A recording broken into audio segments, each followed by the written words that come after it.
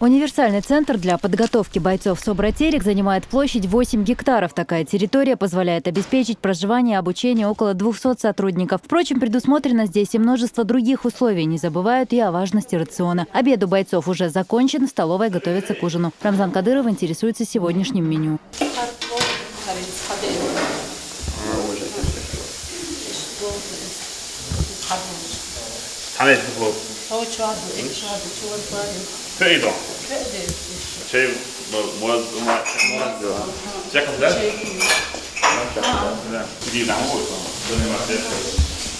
Сейчас здесь обучаются 175 человек, и сегодня проверили их способность оперативно исполнять приказы.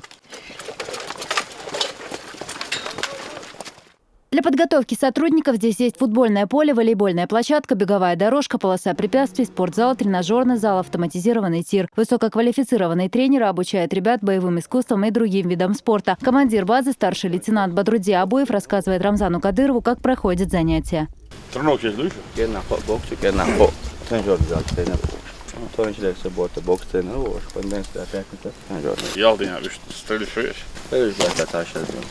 Строительство учебно-тренировочной базы началось в июне 2013-го, и уже через год она была сдана в эксплуатацию. Комплекс оснащен и оборудован настолько, что даже не имеет аналогов по всей стране. Глава региона отметил, что возможности, которые открывает тренировочный центр, позволят готовить бойцов высокого уровня. Главное, чтобы они сами это понимали, берегли достигнутое и относились к занятиям добросовестно. Глава региона ознакомился с тем, как организованы теоретические занятия, боевая подготовка и условия хранения оружия. Он поручил командиру специального отряда быстрого реагирования «Терек» полковнику полиции Абузайду Висмурадову держать на постоянном контроле вопросы обеспечения центра всем, что необходимо для подготовки бойцов спецназа международного уровня, способных решать любые задачи. Аза Исаева, Ибрагим Налаев при поддержке пресс-службы главы и правительства Чеченской Республики. Новости.